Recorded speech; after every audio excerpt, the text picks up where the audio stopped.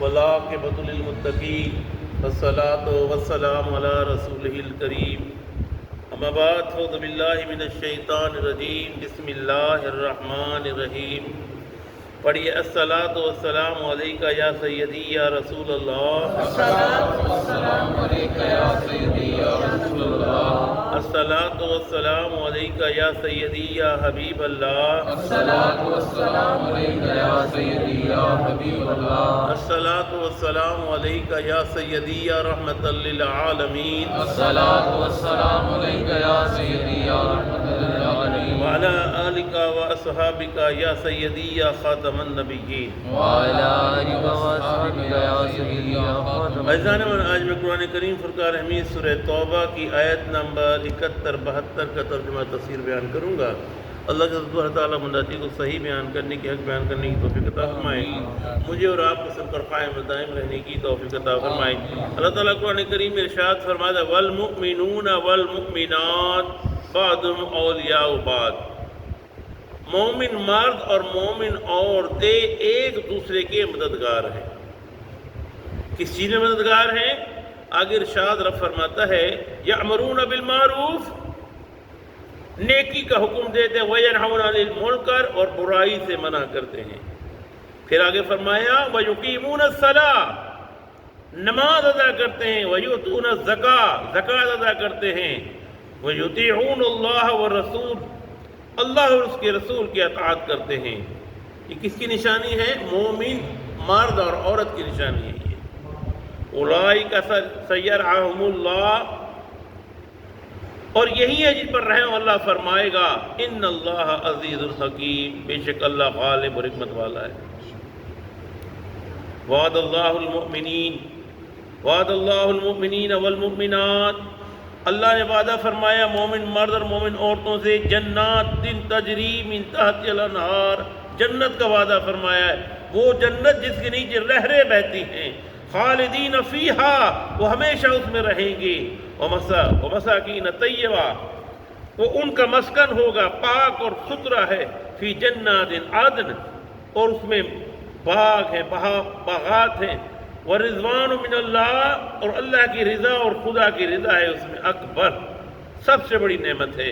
ذالک هو الفوز العظیم، یہی ہے کامیابی والے۔ میں تفسیر میں پڑھ رہا تھا، حضرت ابن عباس سے روایت ہے، مومن جو ہے، مومن یہ جو کام ہے اس کو ہم کہتے ہیں نیکی کے کام۔ کیا کہتے ہیں؟ نیکی، یعنی برائی سے منع کرنا، نیکی کا حکم دینا، یہ نیکی کے کام کہلاتے ہیں۔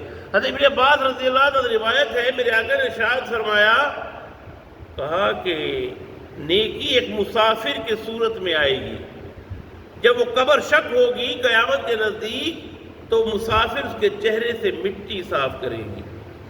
مسافر جب مٹی صاف کرے گا، صاف کرنے کے بعد حشر کا میدان ہوگا، وہ مسافر اس کو تسلی دے گا، حشر کا میدان میں بھی اس کو تسلی دے گا، اس کا ساتھ رہے گا۔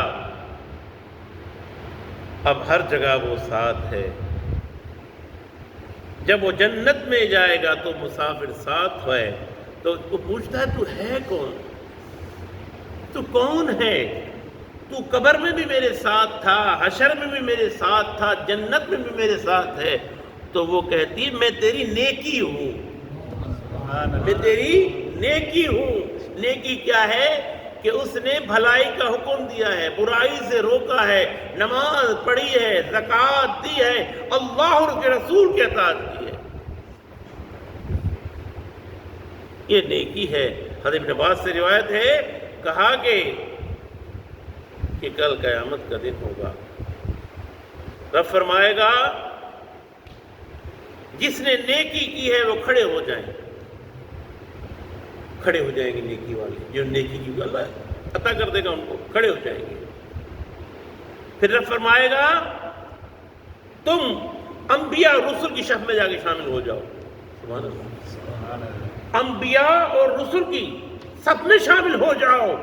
جب شامل ہو جائیں گے تو رب فرمائے گا اب تم جس کی چاہو شفاعت کروا لو، سبحان اللہ۔